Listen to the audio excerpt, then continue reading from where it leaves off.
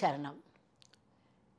இதை கேட்டுக்கிட்டு இருக்க எனது அன்பார்ந்த செல்லங்கள், அது மட்டும் இல்லை, என் உயிர் கலந்த ரேக்கி குழந்தைகள், இந்த உலக மக்கள், ஏன்னா உலக மக்கள்னு சொல்லணும்னு சொல்கிறாங்க, எல்லா நாட்டிலையும் இருக்கிறதுனால அதோட வார்த்தை சொல்லுங்கம்மா அப்படின்னு. சரி, உலக மக்கள் எல்லாரும் எல்லா விதமான நன்மைகளையும் பெற்று பெரிய அறிவாளியா, பெரிய பணக்காரங்களா, நல்ல விதமாக பிரமாதமாக வாழணும்னு வேண்டிக்கிறேன்.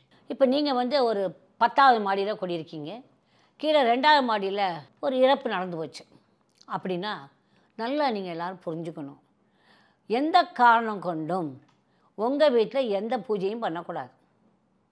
ஐயோ நாங்கள் அன்றைக்கி விசேஷம் வச்சுருந்தாங்களா என்ன பண்ணுறது அப்படின்னா, அன்றைக்கி அது பலன் இல்லாமல் போகுங்கிறது முடிவான விஷயம். அதனால் தள்ளித்தான் பொண்ணு. கல்யாணம் வச்சா கல்யாணம் பண்ண பார்த்து நடக்க போகுது, அது பிரச்சனை இல்லை. ஆனால் ஒன்று, உங்களுடைய பூமி இருக்கு இல்லையா, அது ஒரே பூமி தான். அந்த பூமியில் தான் கட்டடம் எழுப்பியிருக்காங்க. அந்த பூமியில் நாங்கள் என்ன சொல்லுவோம், ஜியோபேத்திக் ஸ்ட்ரெஸ், அதாவது கீழே மட்டுமே அதை செஞ்சால் போகிறோம், அத்தனை பில்டிங்க்கும் அது சரிவாயிடும். ஒரு நிலத்தை தான் எடுக்கிறமே ஒழிய we are not taking the buildings as such. அதில் வந்து 100 பில்டிங் கூட இருக்கலாம். ஒரே கட்டடத்தில் உங்களுக்கு 60 பில்டிங் எல்லாம் 30 பில்டிங்லாம் இருக்கலாம். ஆனால் 30 பில்டிங்கு பேஸ் எங்கே இருக்குன்னா கீழே தான், தரையில் தான் இருக்குது. அந்த தரையில் இருக்கிறதுனால தரைக்கு தான், அங்கே இருக்க கீழே இருக்க பூமிக்கு தான் நம்ம பார்க்குறோம் ஜியோபேத்திக் ஸ்ட்ரெஸ்ஸே ஒழிய வீடுக்காக பார்க்குறது கிடையாது. ஆனால் வேறு வழியே இல்லாமல் சில பேர் ஒத்துக்க மாட்டாங்களேங்கிறனால அவங்கவுங்க வீட்டுக்கு பார்த்துக்கிறாங்க. புரிஞ்சுச்சாக்கணுங்களா? பட் நம்ம ஒரு வீட்டுக்கு போய்ப்போ ஒரு 14 கட்டடம் இருக்குது. இப்போ 7வது கட்டடத்தில் இருக்கவங்க ஜியோபேத்திக் ஸ்ட்ரெஸ் பண்ணிக்கிறேன்னு சொல்லி பண்ணுறாங்கன்னு வச்சுக்கோங்களேன். அதுக்கு மேலே இருக்க மிச்சம் 7 வீடையும் கரெக்ஷன் பண்ணிட்டோன்னு அர்த்தம். இது எப்படி? ஏன்னா 7வது மாடியினுடைய பேஸை நம்ம சரி பண்ணிடுறோம். அப்போ அதுக்கு மேலே இருக்கிற வீட்டு எல்லாத்துக்கும் என்ன ஆயிரும், சரியாக போயிடும். இதே பேஸ்மெண்ட்டில் பண்ணிட்டோம்னா 14 வீட்டுக்கும் சரியாகும். புரிஞ்சிடுச்சா? ஸோ ஒருத்தங்க பண்ணுறது எல்லாருக்கும் அதில் பலன் கிடைக்கும். அதாவது ஜியோபேத்திக் ஸ்ட்ரெஸ் கரெக்ஷன் பண்ணி ரொம்ப ரொம்ப நல்லானவங்க நிறைய பேர் இருக்காங்க. ஒன்றில் 2 பல வருஷமாக நாங்கள் பண்ணிகிட்ருக்கோம். ஜியோபேத்திக் ஸ்ட்ரெஸ் வந்து இருந்து நம்ம வாழ்க்கையில் நிறையா விஷயம் நடக்காமல் போகிறது எதுக்கு உங்களுக்கு தெரியாது. அந்த அளவுக்கு ரோட்லேயே ஜியோபேத்திக் ஸ்ட்ரெஸ் இருக்கும். சம்டைம்ஸ் அப்போ இந்த கல்லை மட்டும் பதிச்சிட்டு அப்போ நம்மளால் முடிஞ்சது அப்படி ஒரு கல்லை மட்டும் பதிச்சிட்டு வந்திருக்கேன். ஏன்னா அங்கே அடிக்கடி ஆக்சிடெண்ட் ஆகும். அந்த ஜியோபேத்திக் ஸ்ட்ரெஸ்ஸில் போட்டு பாருங்கள், அப்போ தெரியும், படித்து பாருங்கன்னா தான் தெரியும். ஸோ ஜியோபேத்திக் ஸ்ட்ரெஸ்ஸில் கில்லாடிகள் யாருன்னா எனர்ஜியஸ் பீப்புள் தான். ஏன்னா அவ்வளவு அவங்களுக்கு வந்து இந்த எக்ஸ்பீரியன்ஸ், நம்மளுடைய அனுபவம் தான் வெரி பிக் மாஸ்டர். அனுபவம் தான் எல்லாமே. அந்த அனுபவத்தில் வரதா.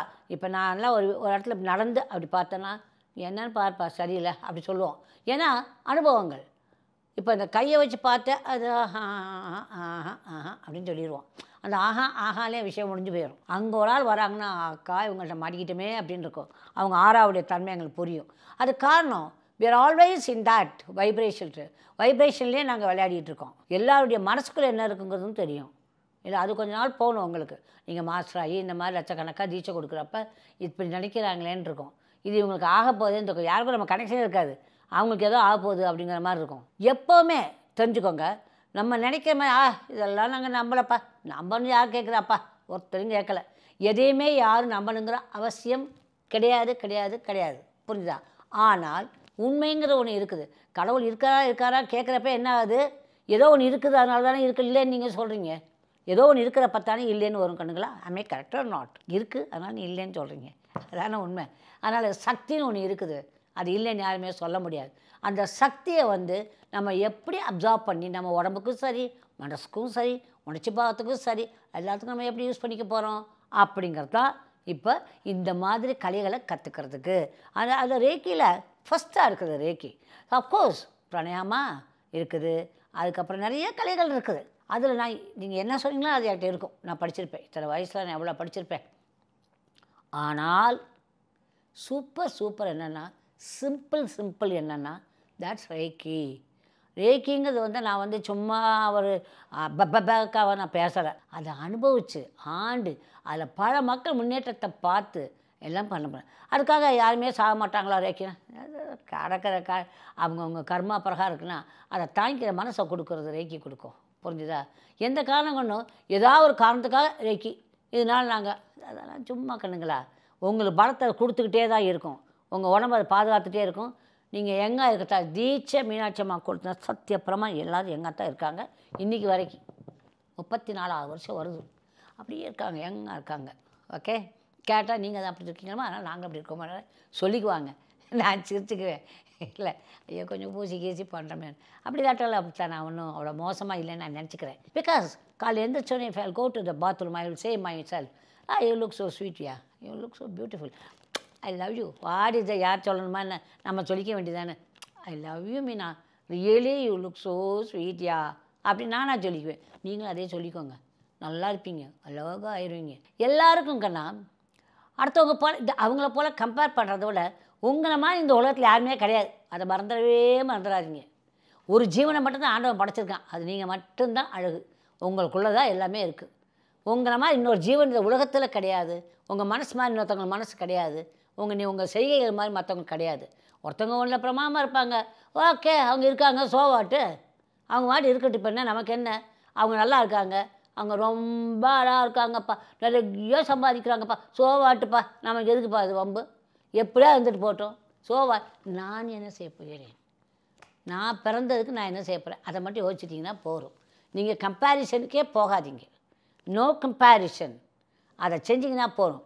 அதனால தான் என் பிள்ளைகள்லாம் ஃபஸ்ட்டில் வர்றாங்க, என்ன மூலமாக சாதிக்காங்க. தம்மா தூண்டு சாதிச்சிருச்சு. அவன் படிக்கவே மாட்டாமா அவன், அப்படின்னா அவர் வந்து ஃபஸ்ட் கிளாஸ் பாஸ் பண்ணிட்டு வந்துடுறாரு, சூப்பராக படிப்பாப்பில். I am very proud to say that.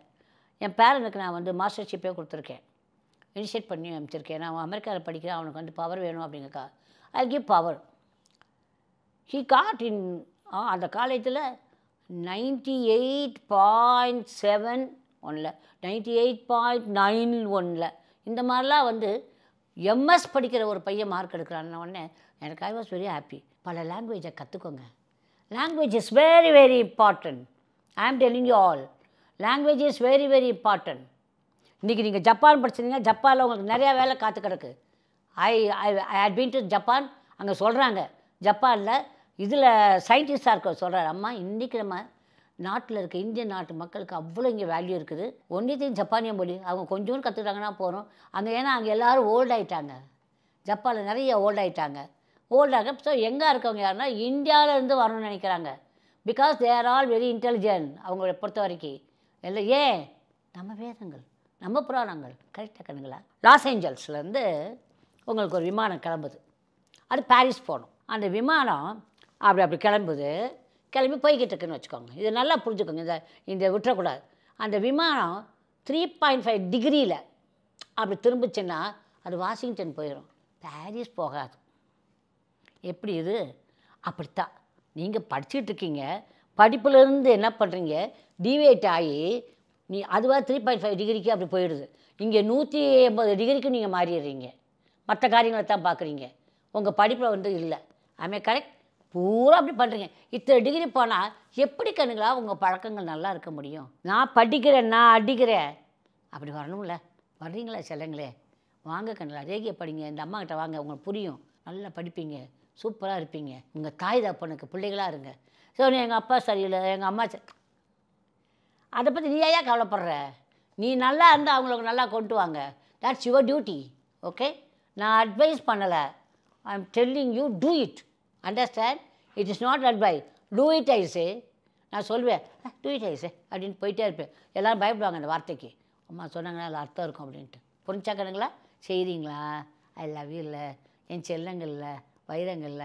Okay, I love you all my lovely children. Good luck கணுங்களா. பைடா செல்லங்களே.